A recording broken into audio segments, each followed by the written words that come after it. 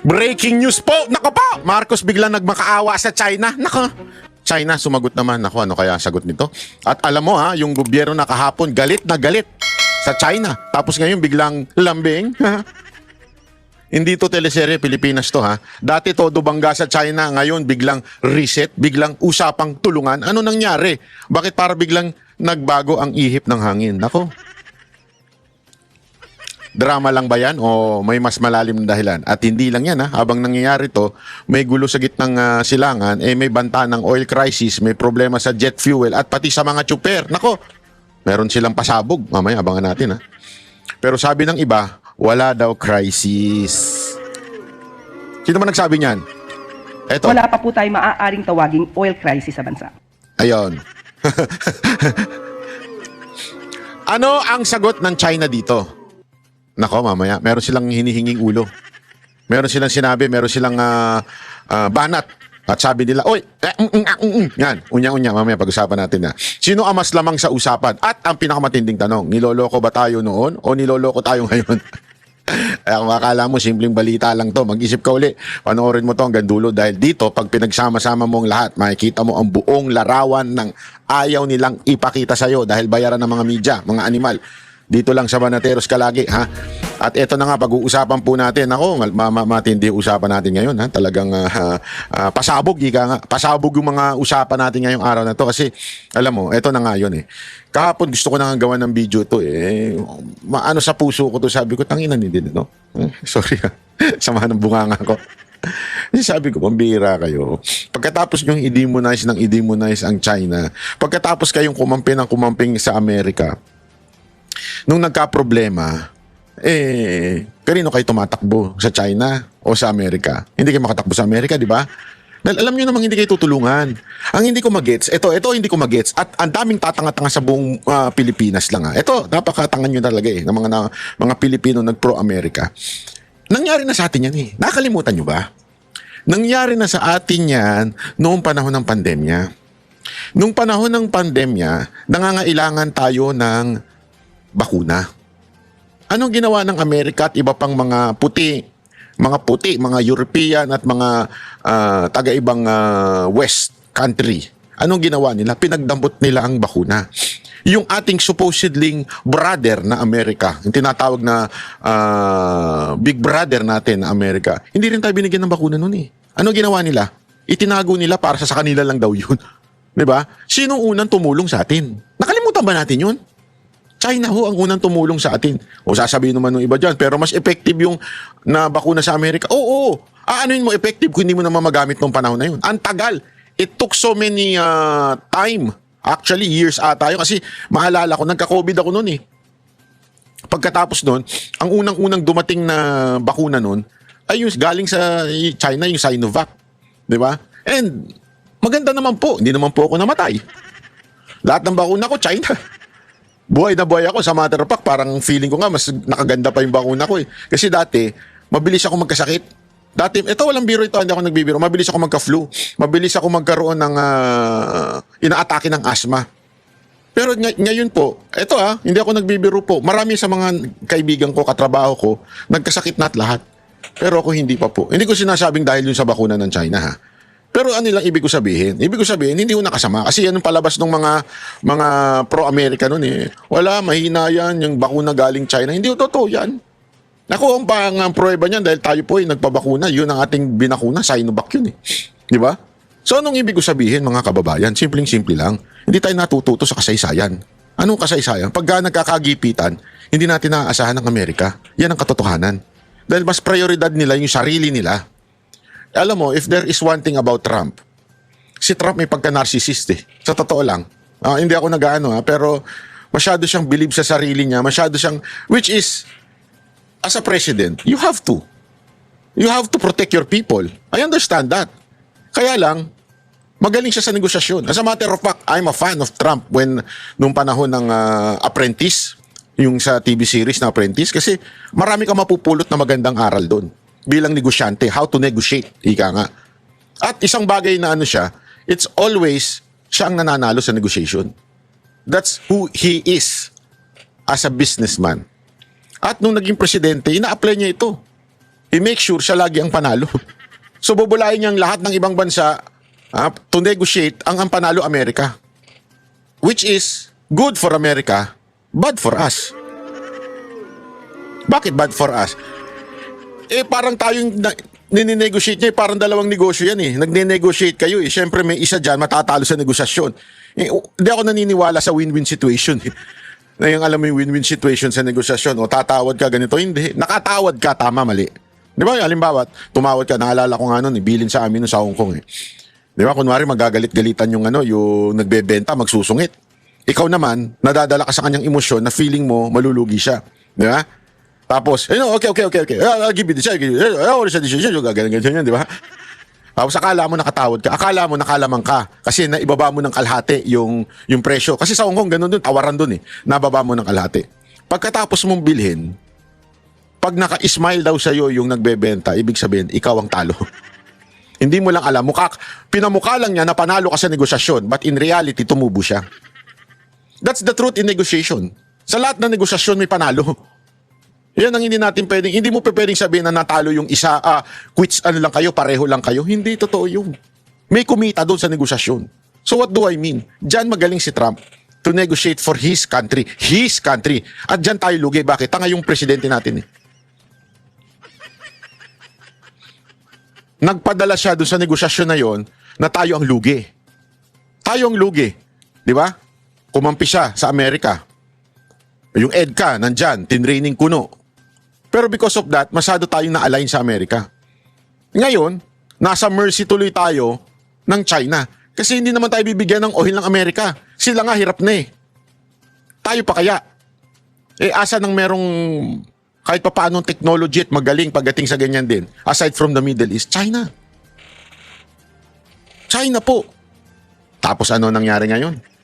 Sasabihin mo, reset. Balik tayo sa negotiating table.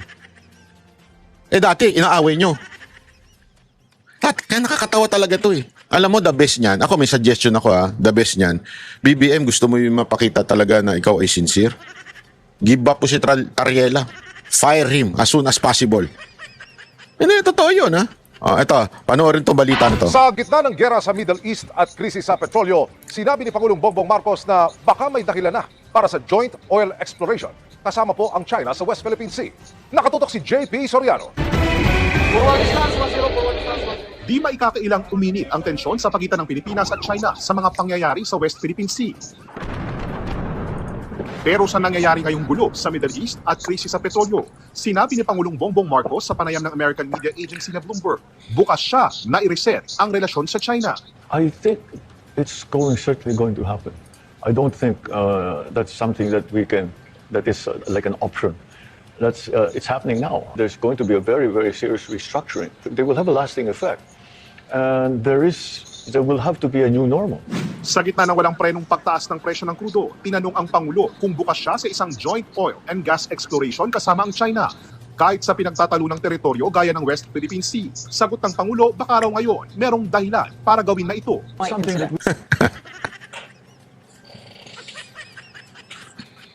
Dito mo malalaman talaga ang isang tao kung magaling o hindi.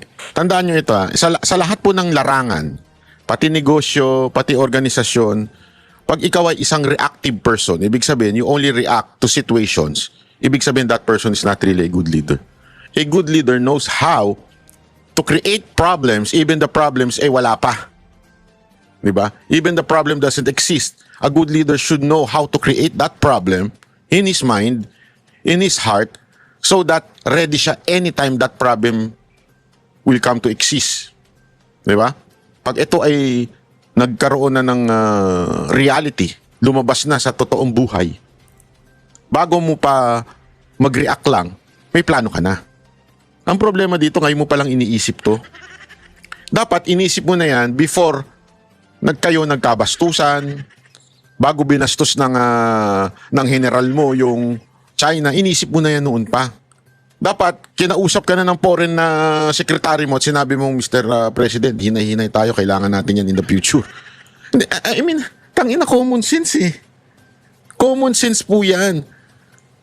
Sabi nga, di ba, meron nga tayong sinasabi sa na kasabihan, do not burn bridges, which is true. And honestly, ako nung kabataan ko, ano ako diyan eh. I failed so many times na I burned bridges with doon sa mga nakalaban ko. Whether in business or whatsoever. But eventually, mamimit mo rin pala sila in the future. And because of that, alam nyo, ako po ay natuto naman po doon. Kaya nga don't burn bridges eh. Even if at this time, hindi kayo magkasundo, at this time, magkalaban kayo sa whatsoever, politika o di kaya naman sa negosyo. Bakit? Kasi someday, magmimit kayo niyan. Maliit lang ang mundo. At yung mundo na yan, pag yan kayo nag-meet, at baka in the future, kailanganin mo rin ng tulong yan. Diba? Kung matalino ka leader at prudent na leader ka, dapat alam mo yan. Anong ginawa mo? Nga tayo ngayon. Hindi, alam mo, hindi, sa bagay, meron nga namang kasabihan tayo sa mundo na ito. Ano yun? Wala pa po tayo maaaring tawaging oil crisis sa bansa. Oh, wala pa, kaya nga gusto ng reset eh. Kaya gusto ng emergency power. Bakit? Kasi, Wala pa po tayo maaaring tawaging oil crisis sa bansa. yun. We've been talking about for a great deal, but the territorial disputes will get in the way of that. Maybe this will provide impetus for both sides to come to an agreement. Punto ng Pangulo, hiwalay naman daw ang kalakalan ng dalawang bansa sa away nito sa teritoryo. We've always tried to differentiate the Feeling matalino pa ito, no? Akala niya nabobola niya yung yung nag-i-interview sa kanya. Ha? Pero sabi ko, ang tanga talaga. Ba't di ka ngayon humingi ng tulong sa Amerika? Yung ginawa kang tuta ng Amerika. Bakit di ka ngayon humingi ng tulong? Ano? Di ba? Kasi alam mo hindi tayo tutulungan. Alam mo yung, parang hindi kayo natuto sa kasaysayan. Ilang beses na nangyari yan na kinaibigan tayo ng Amerika, binola-bola tayo ng Amerika, tapos nung nagkagipitan, bahala na kayo sa buhay nyo. Ginawa nila yan, di ba? Nakalimutan nyo na. Sa kasaysayan pa lang. Niligtas tayo sa mga Espanyol, kuno. Tapos eventually, binitawan din tayo ng kagulo-gulo na sa Japan. Hindi ba tayo natuto? COVID na ulit-uli yan. Eto na naman, oh. Ba't di ka ngayon humingi ng kumatok ngayon kay Trump? territorial disputes from our trade arrangements. Many investments still of the big programs here of the government are coming from China. And they have not used this as somehow, they haven't leveraged this in any way. In quite the contrary, they've been very, very helpful. Sa datos ng Department of Energy noong 2020, ang undiscovered resources daw sa West Philippine Sea aabot sa mahigit 6 na milyong bariles ng langis at mahigit 7 bilyong cubic feet ng natural gas. Kabilang sa pinaniniwalaang mayaman sa natural gas ay ang Recto Bank na nasa loob ng exclusive economic zone ng Pilipinas. Dating may joint marine seismic undertaking ang Pilipinas kasama ang China at Vietnam para sana sabay-sabay na magsaliksik sa mahigit 142,000 kilometers na bahagi ng South China Sea kasama na ang West Philippine Sea. Pero ipinawalang bisa ito ng Korte Suprema noong 2023. Labag daw kasi ito sa konstitusyon dahil pinapayagan ng kasunduan na makilahok sa pag-explore ng likas na yaman ng Pilipinas ang mga kumpanyang 100% foreign-owned. March 2023, sinabi ni dating DFA Secretary Enrique Manalo na mag-uumpisa ng muli ang exploratory talks ng China at Pilipinas para sa posibleng joint oil and gas. Tangina, no? Ito yung ito yung tinatawag mong pa-PR na lang eh. Di ba? Pa-PR na lang. Alam nyo kung bakit? Kung pa-PR na yan? Simple. Ngayon pa lang pag-uusapan. Ngayon pa lang babalik sa negotiation with China. Ngayon pa lang mag-uusap uli kung kailan nandyan na yung crisis. Kung kailan matatapos yung ating supply ay for 45 days. Kung kailan maghihirap na tayo, tsaka pa lang nyo naisip na, ay, usap ulit tayo. How long do you think is this negotiation mangyayari? It will take time, correct? It will take time. For sure, it will take time. Tama, mali. Pero nga. Yan ang problema. Nga na naman tayo nito. Ilang buwan bago yan may sa katuparan. Sa bagal ni Marcos, baka wala na si Marcos sa posisyon bago pa mo siya katuparan yan eh. exploration. Pero wala nang naging update o balita pa rito ang gobyerno, lalo pat nagkasunod-sunod na ang pangaharas ng China sa mga barko ng Pilipinas sa West Philippine Sea. Nang tanungin kanina ng media si Foreign Affairs Secretary Teresa Lazaro, kaugnay sa posibleng joint oil exploration kasama ang China. Not at this point of time, but I think it may be forthcoming. Para sa GMA Integrated News, ako po si JP Soriano. Nakatutok, 24. Galing mo talaga, Marcos. Palakpakan ka. Naisip mo yan ngayon. Ito pa matindi. Ito yung ito yung sinabi ni Marcos Nasabi ko nakakatawa talaga. Alam mong wala talagang alam tong presidente na to. Wala talagang alam Things are beginning to open up. And although we cannot be assured right now of the supply, we can be sure that at least for 45 days we will be all right. I think that we can be fairly confident. We can be confident that after the 45 days we will still have already arrived here in the Philippines. We will have already a flow of oil, not just Ano sinabi niya? Ano sinabi niya? Di ba may 45 days naman na ano pa? Mag-o-open up naman na daw. Ibig sabihin parang maayos na daw ang sigalot. Magkakaroon na ng solusyon dyan sa pinagdadaanan ng oil. Ito ulitin ko beginning to open up. Beginning to open up. Yun na yun yung sa supply daw And although we cannot be assured right now of the supply, So pero hindi naman daw tayo sure. Malapit lang, mag-open up na. Ano ba talaga? we can be sure that at least for 45 days we will be all right. I think that we can be At least mga kababayan, may kuryente tayo tsaka may gas tayo for 45 days. Wala pa po tayo Ano yun? maaaring tawaging oil crisis sa bansa. Okay. Wala pa naman pala. After 45 days pa. Tama nga naman pala si Castro. Wala pa po tayo maaaring tawaging oil crisis sa bansa.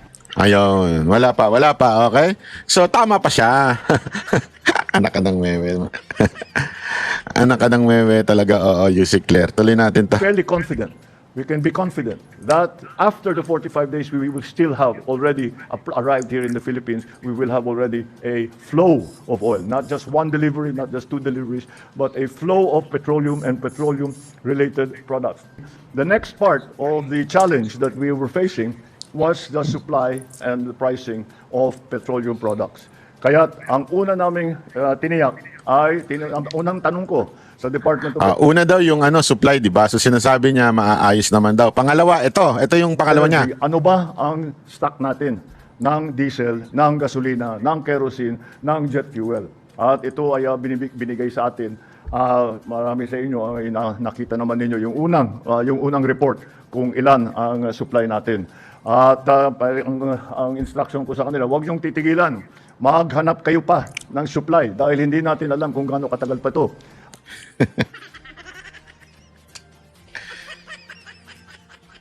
Alam mo, kawawang bansa talaga tayo. Kawawa. Hindi ko alam bakit hindi nyo pa nare-realize yung mga nanonood dyan ng mga pinklawan. Tsaka mga Alam mo, I hate to say this, but dapat nyo talaga na ilagay si BP Sara Duterte bilang presidente. Alam nyo kung bakit? We need a person na friendship with China and with everyone else. Not like this kind of president na pumapanig sa iisa. At least si BP Sara Duterte, hindi naman siya bumabanat sa Amerika. Pero at least, ito yung kaibigan ng China. Bakit ko nasabing kaibigan ng China? Anak siya ng presidente na maayos ang relationship sa China. So somehow, she would be a good negotiator. Ngayon, ewan ko sa inyo kung hanggang kailan nyo marirealize that we need BP Sara Duterte as the president. Honestly tawagin nyo na akong ma-political, blah blah blah, di ba? Pero we need her. We need her to represent us, to negotiate with other countries. Kailangan natin ng presidenteng ganun at this time. Kailan nyo marirealize pag wala na tayong kuryente at nagkakandila na lang tayo? Alam mo, ito sabi ko sa inyo pag nangyari yung sinasabi nilang 45 days, kasi ganito sinasabi ni Marcos 45 days meron pa tayong supply. Pero since nag-o-open up naman na, yan ang sinasabi niya nag-o-open up naman na at magkakaroon na tayo ng supply eventually, I think we're doing good. Something like that. Yan ang sinasabi niya. Nalublob ko, saan mo nakuha yung sinasabing mag-o-open na? Hindi, totoo Bakit? Dalawa yan nag-aaway ang Iran Di ba? sinasabi nga nila na nag-bluff lang to si Trump. Sinabi niya, in 48 hours or 24 hours, nakalimutan ko na eksakto, 24 ba, 48 eh. Pag hindi kayo bobombay namin kayo. Tapos biglang lumagpas na yung oras na binigay niyang taning. Sabi naman niya, nagkausap na kami. Ano sabi ng Iran? Hindi kami nagkakausap. Eto, nasa balita, baka sabihin ninyo, ito. Tinanggihan ng Iran ang peace proposal na inihain ng administrasyon ni US President Donald Trump. Tinanggihan. Agree ba siya? Nagkasundo ba? O open na ba? Magbubukas na ba? Hindi. Tinanggihan. It's getting worse. And ladies and gentlemen, whether you like it or not, this is a prophecy. Ibig sabihin, talagang lalala at lalala. Hindi maayos yan. Kaya wag tayo mangarap na masasabihin natin na maayos yan. So what do we need now? Ibig bang sabihin yan, dahil sinabi sa Biblia na patuloy magkakagulo, ibig bang sabihin yan, pabayaan na lang natin? Hindi yun ang punto. Kaya nga there are people who would help us. That's why, di ba, habang pabulok ng pabulok, there is salt. Ano yung salt? Para ma-preserve. We need people na gano'n, not just spiritually, but also pagdating sa leadership. That would somehow help us retain yung ganitong status. Eh, ang problema, hanggang ngayon, sip-sip pa rin kayo kay Marcos dahil nga ayaw nyo lang si Duterte. But now, this is the time that we need a Duterte leadership. Kamay na bakal na may malasakit na marunong dumiskarte. Hindi katulad ngayon na parang lutang. Hindi ko alam kung lutang ba yan dahil walang alam. O baka naman lutang sa ibang bagay. Ayan na nga, sinasabi na nga, Alam mo, nanonood ako kasi ng mga sagutan nila eh. Nagsasagutan ng Iran at Amerika. Lalong hindi nagkakasundo kasi, sorry to say may pagkamayabang din si Trump eh. Etong Iran, isa pa din to. Hindi rin kami babaluktot. Kasi ganyan naman ang away eh. Ang away pataasan ng ihiyan. Ano sinasabi ng Amerika? Aminin lang nila, natalo na sila. Ano sabi ng Iran? Ayaw mag-sorry. Alam mo, typical na away ng dalawang tao. Pero ito, buong bansa ang nag-aaway. Ngayon sasabihin mo, hindi, magkakaayos na yan. We have 45 days. We have 45 days and everything would be fixed. Pangwakasan ng halos isang buwang digmaan sa Middle East. Para sa Iran, hindi katanggap-tanggap sa kanilang panig ang mga kondisyon na inaalok ng Estados Unidos. Ayon sa mga Iranian officials, may kalabisan umano ang mga kondisyon ng US at hindi ito sumasalamin sa patas na kasunduan. Kaya naman iginiit ng Iran na wawakasan lamang nila ang digmaan ayon sa sarili nilang pasya at timeline. Sa isang pahayag, binigyang diin ng Iranian military leadership ang kanilang paninindigan laban sa anumang kasunduan na hindi pabor sa kanilang interes. ثبات از طریق قدرت صراحتاً اعلام می‌کنیم تا موعدی که اراده ما نباشد هیچ وضعیتی به روال سابق برنمیگردد. این اراده زمانی ایجاد می‌شود که به طور کامل فکر اقدام علیه ملت ایران از اذهان کثیف شما پاک شود. حرف اول و آخر ما از همان روز نخست این بوده. پس Tingnan mo, no one like us will come to terms with anyone like you. Si Trump ang tinutukoy niya dito Not now and never. Itsura pa lang niya Itsura pa lang niya, yari na si Trump. و خواهد بود. کسی هم شما با کسی مثل شما کنار نخواهد آمد. Inilarawan din ng Iranian ang proposal ng US bilang isang ploy o taktika lamang. Dagdag pa rito, naglatag ang Iran ng sarili nitong kondisyon para sa pagtatapos ng digmaan. Tingnan mo yung kondisyon nila para matapos yung digmaan. Sa inilabas na pahayag ng isang Iranian state-run TV mula sa opisyal ng Iran, kabilang sa counter-proposal ng Iran sa US ang ganap na pagtigil ng mga pag-atake, pagbabayad ng danyos at pagkilala sa kanilang kontrol sa Strait of Hormuz. Kita nyo? Kailangan bayaran yung war damages. Tapos itigil yung pag-atake. Ito both with Israel and America to At the same time, ang authority doon sa Strait of Hormuz is sa kanila. Yan ay pinagtatalunan din. Bigay rin ng babala ang Iran laban sa US. Anila hindi dapat tawaging kasunduan ang anumang resulta kung ito ay bunga lamang ng pagtatalo. تا حالا شده بود. اسم شکستتان را توافق نگذارید. Ano yun? Do not call your تا حالا شده Do not call your defeat an agreement. Tingnan mo. Sa pananaw nila, ang natalo, Amerika. Sa pananaw ng Amerika, ang natalo sila. Tapos sasabihin mo, nagkakasundo na, mag-open up na. Putang ina talaga, wala talagang alam yung ano natin, ano. Pamahalaan natin, gago rin talaga eh. Walang alam. شده بود. اسم شکستتان را توافق نگذارید. سطح خود درگیری هایتان به مرحله مذاکره خودتان با خودتان رسیده؟ Nakikipag-negotiate ka ba daw sa sarili mo? Tatawa ako eh. خبری از سرمایه گذاری هایتان در منطقه خواهد بود و نه قیمت سابق انرژی و نفت را خواهید دید تا وقتی که بفهمید ثبات در منطقه توسط دست قدرتمند نیروهای مسلح ما تضمین می شود. Samantala, binabantayan ng Iran ang galaw ng puwersa ng Amerika sa rehiyon, lalo na ang planong pagpapadala ng libu-libong sundalo mula sa 82nd Airborne Division sa gitnang silangan. Babala ni Iranian Parliament Speaker Muhammad Bagher Ghalibaf, huwag subukan ang kakayahan ng Iran na ipagtanggol ang kanilang teritoryo. Alam mo ba na may balita nga na ubus na ang gamit ng Amerika to the point na pinupull out na nila ibang forces nila sa ibang mga bansa para lumaban na din. Kasi nga, remember, mas malayo sila. Diba? So, itong ang Iran, nakapaghanda na ho ito. Huwag niyong kakalimutan, ito yung dating Persia sa Bible. And they are really, in the Bible they are really trained for war. Mula no, nakikipaglaban na sila. Ganon sila ka-ancient. Panahon pa lang ng Biblia, nandun na sila. Old Testament. So talagang, hindi ko naman sinasabi minamaliit ko ang Israel. Hindi yon. Pati ang Israel, ganon din naman. Ang Amerika nga lang na tumutulong, na ang problema kasi, mas nagbibida-bida ang Amerika ngayon. Di ba? Ngayon nga, nagkakabombahan na naman. Tapos, again, wala akong kinakampihan ha. Wala akong kinakampihan sa Iran at saka sa Amerika. Pero ang sa akin lang, o sa Israel, ang akin lang, may kanya-kanya silang pinaglalaban. Hindi na tayo concerned doon. Ang concern lang natin, mali tayo na ang pinanigan. Pinanigan natin to the point ang Amerika doon sa away ng Amerika at China. Naintindihan nyo? Ang nag-aaway dyan, China at Amerika, may pinag-aawayan sila. Proxy war nga lang, di ba? Tayo. Nakikisaw-saw naman tayo kasi nga, anong dahilan? Marami nagsasabi na netizen, dahilan daw sa yun sa mga na-freeze na asset ng mga Marcos, yun ang parang in-ex deal para muli tayong mag-lean sa Amerika. At saka yung mga cases doon. Which I do not know if nangyari ba yun? Yung ba ay naisa katuparan?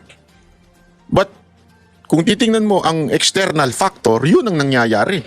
Ibig sabihin, talagang nangyayari na tayo ay sumipsip ng todo sa Amerika to the point na dinimonize natin ang China. Okay lang naman sumipsip sana eh. Alam mo, sa lahat ng bagay, sa lahat ng mga kumpanya, grupo, normal yan yung mga sumisipsip. Normal yan. Ang masama dyan ay yung sumipsip ka at inapakan mo kapwa mo para lang umangat ka. Yun ang masama doon. Yung sumipsip, walang problema yan. Kanya-kanyang diskarte yan. Ganyan talaga buhay. Huwag ka lang mang-apak. Ang problema sa ginawa ng Pilipinas, sumipsip ng todo sa Amerika tapos dinurog at dinimonize ang China. Tapos ngayon may problema tayo, lapit tayo sa China. Naintindihan niyo ibig ko sabihin? Noel Polyarco, humahataw. Sige, eto naman, side naman ng Amerika. Baka sabihin niyo side lang ng Iran ang pinarinig natin. Side naman ng Amerika. Ayan na. Good afternoon, everybody. Good afternoon. Good to see all of you. Thanks for coming today. The remaining elements of the Iranian regime have another opportunity to cooperate with President Trump, permanently abandon their nuclear ambitions, and cease actively threatening America and our allies. But the president's preference is always peace. There does not need to be any more death and destruction. But if Iran fails to accept the reality of the current moment, if they fail to understand that they have been defeated militarily and will continue to be, President Trump will ensure they are hit harder than they have ever been hit before. President Trump does not bluff, and he is prepared to unleash hell. Iran should not miscalculate again. Ayan na. Ang sagot din ng Amerika. Hindi nagbabuff ang aming presidente. He is ready na dalhin ang impyerno dito sa lupa. Yung akala ninyo nakakatuwa yan? Sabi ko nga sa inyo, tayo ang tatamaan eh. Tayo ang tatamaan. Bakit? Jologs tayo eh. Geng-geng tayo eh. Sila mayaman sila, magsusurvive sila eh. Tayo geng-geng eh. Hindi ka naniniwala na geng-geng tayo? Alam mo ba ngayon ano uso? Para lang sa kaalaman ninyo kung gano'n na tayo kagenggeng ha. Ano uso ngayon? Alam nyo kung ano? Gas and run. Yung magpapagas tas tatakbuhan yung nagpagasolina. Yung gasoline station. Meron na sa balita niyan.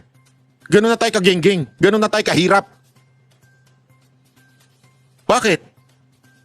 Eh dahil sa kagagawa nitong presidente na to. Tapos ang yayabang pa rin natin hanggang ngayon, gusto pa rin natin yung presidente na yan. Ewan ko sa inyo, bahala kayo sa buhay nyo. Maghirap kayo. Yan ang sasabihin ko sa inyo, maghihirap kayong lahat, pati ko. Pero syempre, I do not say that to myself. I'm trying to be positive. Pero hirap tayong lahat. Dahil sa kagawa ng presidente na to. We are now at the mercy of China pagdating sa oil. Di ba? Grabe. Their last miscalculation cost them their senior leadership, their Navy, their Air Force, and their air defense system. Any violence beyond this point will be because the Iranian regime refused to understand they have already been defeated and refused to come to a deal. Talks continue. They are productive, as the president said on Monday, and they continue to be. However, I saw a 15-point plan that was floated in the media. I would caution reporters in this room from reporting about speculative points or speculative plans from anonymous sources. The White House never confirmed that full plan. There are elements of truth to it, but some of the stories I read were not entirely factual. So I am not going to negotiate on behalf of the president here at the podium. What I will tell you is these talks are ongoing. We're not going to get into the nitty-gritty details that have been exchanged between the United States and Iran at this time. Is there a time frame as to when the first oil tanker can go through the Strait of Hormuz freely? It's a very good question, Ed. I don't have a specific timeline for you today, but it's obviously something the administration is working towards.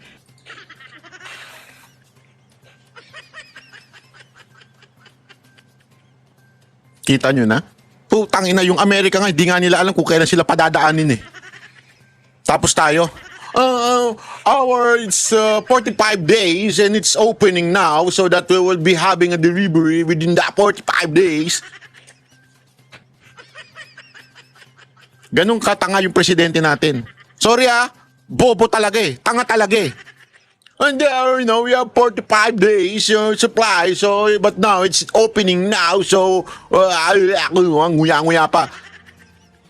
Ayan na nga eh. Sila nga tinanong eh, kailan makakadaan na? Na pinag-uusapan. Hindi namin alam anong gagawin namin. Parang ito yung yung sa... Ding, ding, ding. Ano mo yun? Anong pelikula yun? Yung dalawang blonde na nasa kotse, tapos kumakanta ng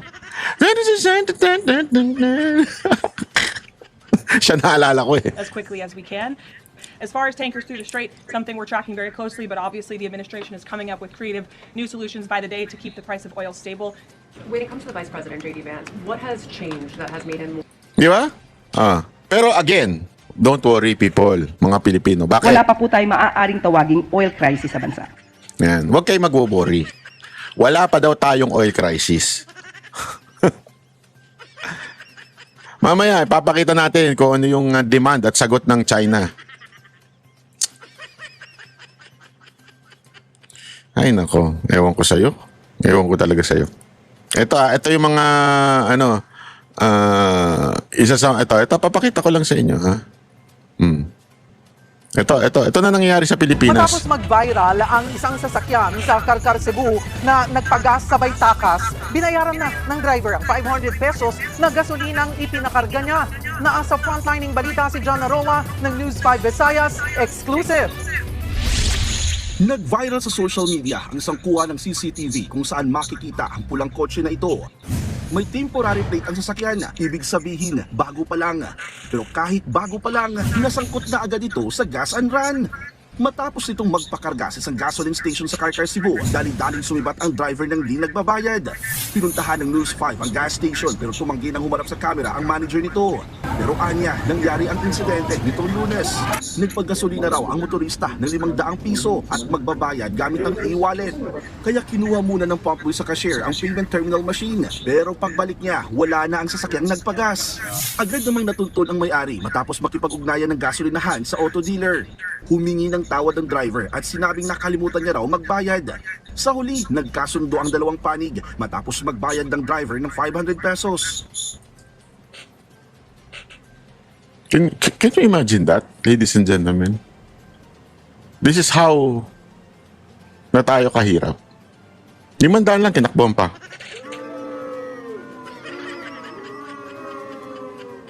Akala ko ba walang oil crisis? Wala pa po tayo maaaring tawaging oil crisis sa bansa. 500 pesos lang nakalimutan lang daw. Pero pinakuha niya yung QR pero nakalimutan lang daw.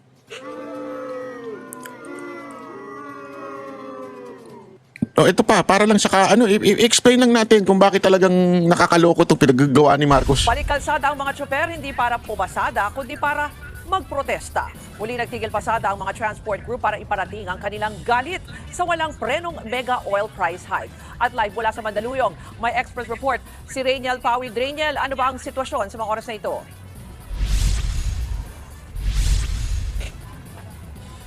Ruth, nagpapatuloy nga yung 2 araw na nationwide tigil pasada na ikinasa nitong iba't ibang transport group na pinangunahan rin niya ng Manibela at ng Piston. Yung ilan nga sa mga nakausap natin na tsoper ay tila nawawala na rin ang gana sa pamamasada dahil nga dito pa rin sa mag-iisang buwan ng sunod-sunod na serye ng big time oil price hike dahil yung nakikita nila o yung kinikita nila sa kalsada ay sakto lang daw panlaman nga doon sa kanilang mga tiyan. Yung ilan nga ay kinukulang pa doon sa pagbaboundary. Kaya naman yung ilan sa mga nagpapatuloy na nagpuprotesta dito sa mga kalsada, sinabi nila na makikiisa sila dito nga sa isinusulong nitong Piston at ng Manibela na magpatuloy pa itong tigil pasada hindi lamang ngayong Huwebes at Biyernes dahil nakausap din natin kanina si Manibela Chairperson Marval Buena at sinabi niya na yung tigil pasada na ito ay hindi lamang daw talaga ngayon dahil nga technically nagsimula pa ito kahapon dahil marami sa kanilang mga miyembro kahapon pa lamang ay hindi na nga pumasada. Ang sabi nila, magkakaroon pa ng isa pang round ng dialogo sa pagitan ng mga transport sector leader para naman ikasa yung panibago pang transport strike matapos lang yung Holy Week. Balikan natin yung sitwasyon ng mga tsoper dahil ang ilan sa kanila ay nagpaplano na rin na bumalik nga sa kanilang probinsya dahil gutom na rin yung inaabot nila dito at kung apektado yung mga tsoper, apektado rin yung araw-araw na galaw ng mga commuter. Pakinggan natin yung pahayag ng ilang driver at ng ilang commuter. Ito po, naantala yung biyahe namin papunta sa trabaho. Walang masakyan na jeep papunta sa trabaho namin. Kung magkano lang naiabot ng driver ko, 500, 600, ganun, yun na lang, tinatanggap ko na lang. Yung ang isang driver ko, nag-boundary, 300. Grabe, no? Boundary, 300. Paano mo papagawa yung sasakyan kung masira yan? Hindi, ako sabi ko nga sa inyo kaya tayo mag-ingat ngayon Ito yung mga panahon na talagang dadami ng crime. Walang, hindi ko gina-justify Pero talagang marami dyan na no choice kung hindi tumakbo sa crime. Hindi ko sinasabing sila, pero mapepuwersa talaga yan Alam mo, lagi ko nga ito naririnig Yung bagang magkaroon ka ng magutom ka, magkaroon ka ng problema, kaya mong tiisin. Pero yung anak mo na yung nagugutom, anak mo na yung wala na, doon dudugo ang puso mo Hindi ko sinasabing tama ang gagawin Pero malamang sa malamang talagang papasok sila sa mga petty crime na magnanakaw, mag-i-snatch, mag-hold up. Kaya nga, alam mo yung pinatay sa Maynila na nahuli na ni Yorme. Kaya maraming salamat, Yorme. Yung crime sa Maynila na dating, I think yung security, dating police na security ni Isko Moreno. Alam mo bakit namatay yun? It's not really, akala ko kasi, riding in tandem na tinarget i-ambush talaga yung tao. Hindi. Nakakita lang daw sila ng kwintas. May suot na alahas. Siguro nakita. So, hold upin nila. Nagkataon nagkabunutan. Pinatay. So, ano ibig ko lamang pong sabihin, mga kababayan? Ganyan talaga mangyayari. Dadami hold upper. Alam naman, sabihin ko sa inyo na pag kami hinold up, ibigay nyo na. Huwag na kayo lumaban. Sana kung hindi kayo patayin. Kasi naalala ko dyan nung may studio pa kami dyan sa may Makati, meron dyan sa may Palanan, hinold up, tapos binaril pa. Binatay pa talaga. Kasi nga, para walang witness daw. Ito yung mga dating pulis. So parang sabi ko nga, ano ba yan? Paano na mangyayari? Paano na mangyayari sa atin ngayon? Nahirap na talaga tayo.